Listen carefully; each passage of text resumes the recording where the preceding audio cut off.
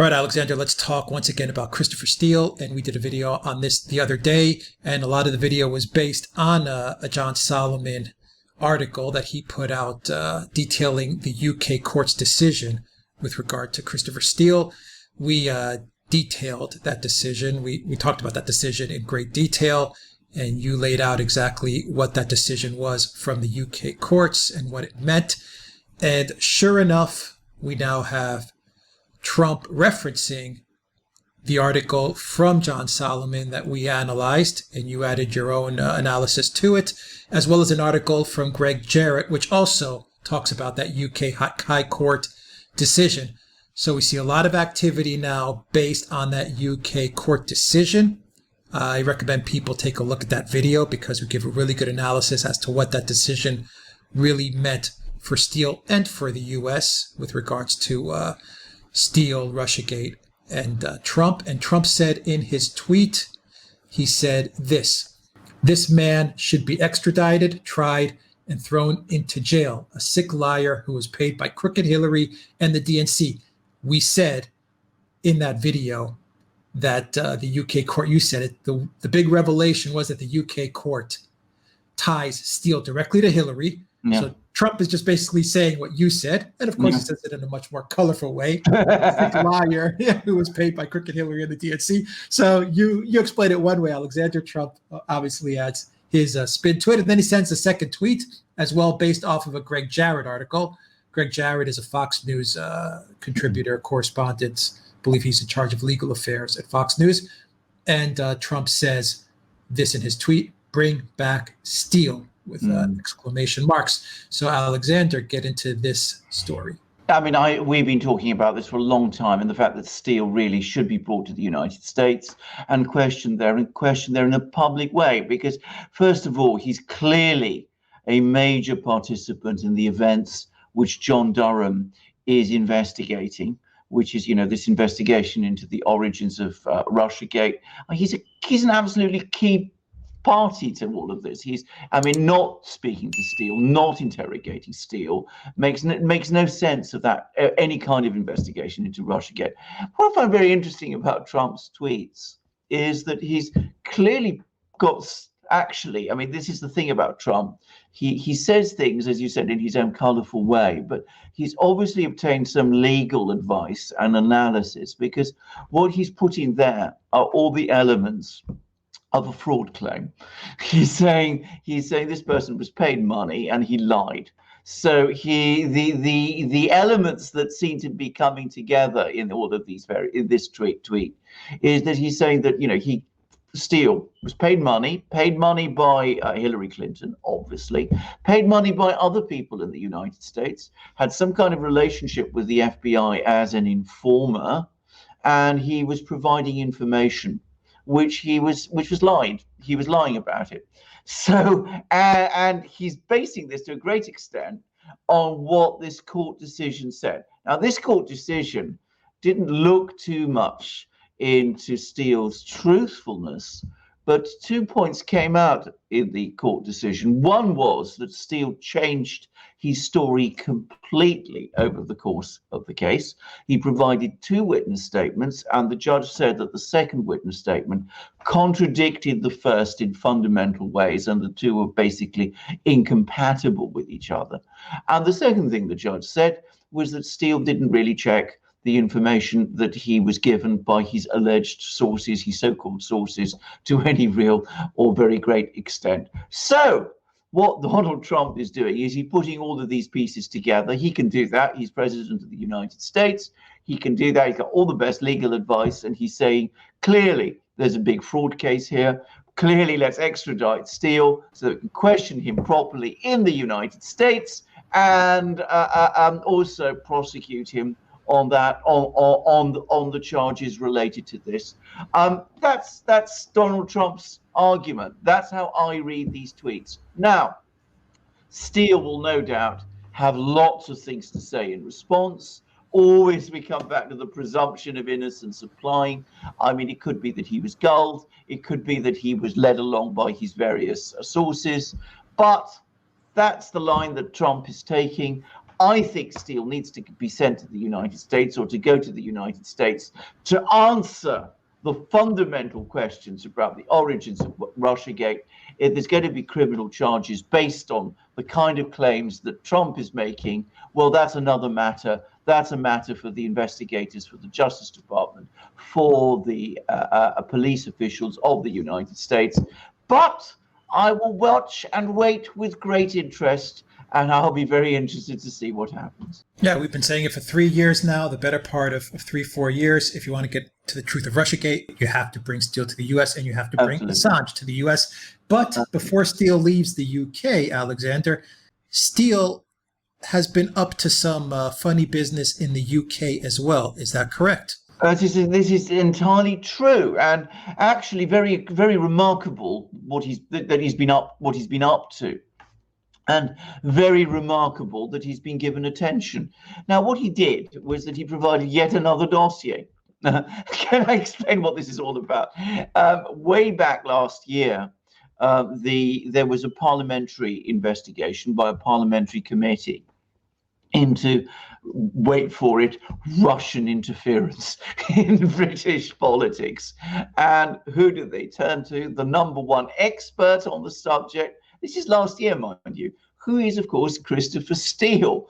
And he provided a dossier, which we haven't seen, which was, of course, looked at by these MPs, these parliamentarians, who promptly then produced a report on it, which, again, we haven't seen, because Boris Johnson, who appears to be the target both of the report and of Steele's dossier, we're putting the dots together, but that's how it looks like, has been very careful to prevent publication of both. Now, that has resulted in a media campaign, primarily by The Guardian, to get this parliamentary report published. And it has also, of course, involved talking about Steele and building up Steele as the great expert on Russian things, which, given what we know about him, and given what the good people at The Guardian know about him, must know about him, is astonishing. I mean, you know, you get this utterly discredited figure, which, to be very clear, as far as I'm concerned, Christopher Steele is, and you still continue to go to him as a source for information and analysis about Russia, even though his dossier has been, the dossier that was used in the Russiagate investigations has been completely discredited, and you still, build him up, make him out to be the great expert, suppress all information, because in Britain it's never been reported to the extent that it has in the United States, how Steele's dossier there has been completely debunked. You still go on building up this person. I find it bizarre. I mean, I find it so bizarre. I find it, weird beyond words. I don't have any words for it.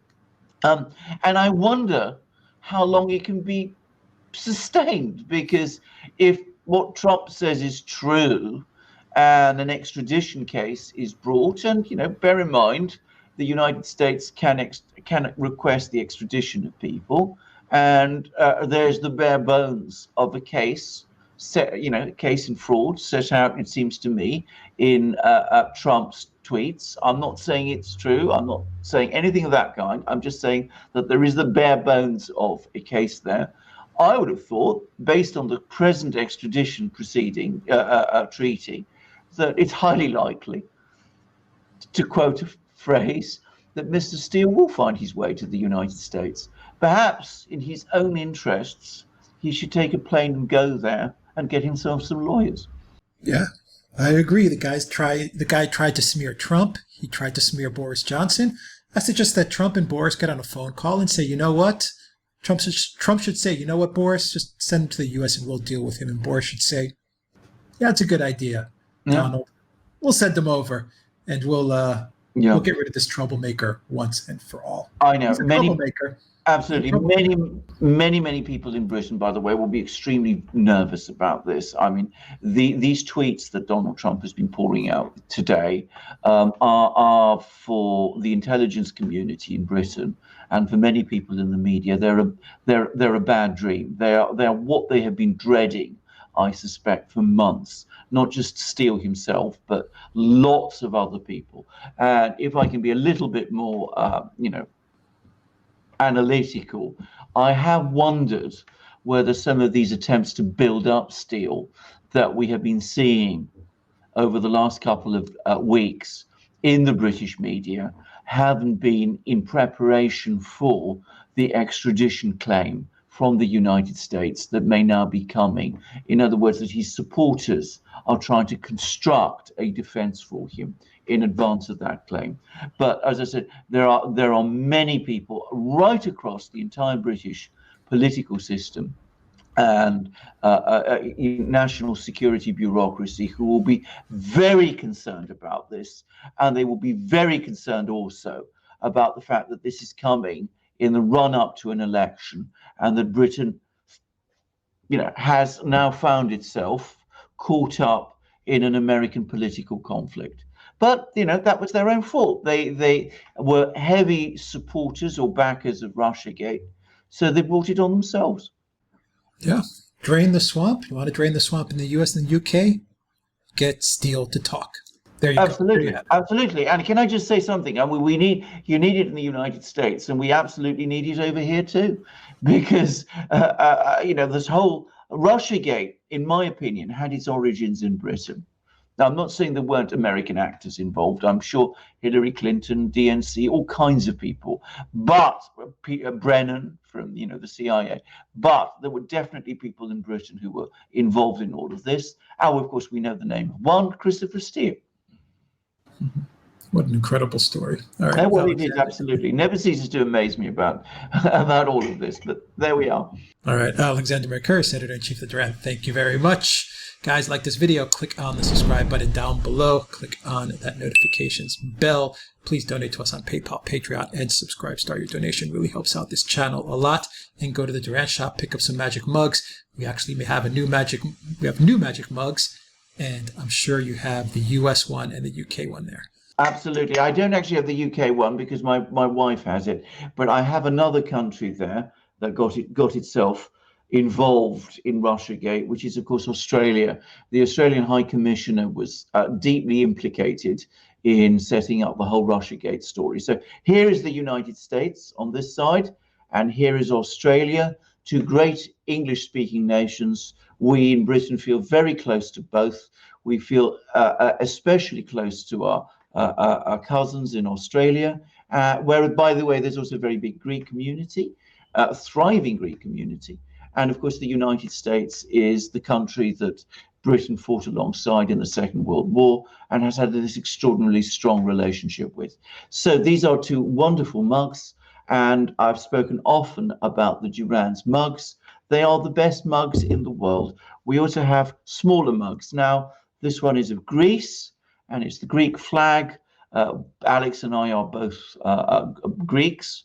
And of course, we're proud to have our own flag on a Duran mug. The double-headed eagle, by the way, is our own. You can see the flags there within the double-headed eagle, but that is the Duran's double-headed eagle. It is not connected to that of any country. And in fact, we have it now also on another mug of our own. So you can see what wonderful mugs these are. They're the best mugs in the world. I speak as the world expert on mugs, having had hundreds, probably thousands in my lifetime since I started drinking tea and coffee as in my mid-teens. So I know all about mugs, and I can tell you without any doubt, these are the best. And we also have the best shirts. We've got polo shirts like the one I'm wearing now, and t-shirts, long sleeved and short sleeved, and v-neck shirts, and all 100% cotton, all beautifully made. And we also have hats, hoodies, and stickers, and an increasing and wonderful library of books. But the key and important thing is that we're getting a whole host of new wonderful products on our shop, not just amazing mugs like these, but also new shirts, lots of new things. So you can support the Duran by coming to our shop. You can find out about the new things that are there by looking at our shop. You can be the owner of these wonderful things, and Alex will tell you how to do that. Just go to the duranshop.com. You'll find the link in the description box down below. Alexander Mercouris, thank you very much. Until next time, everybody, take care.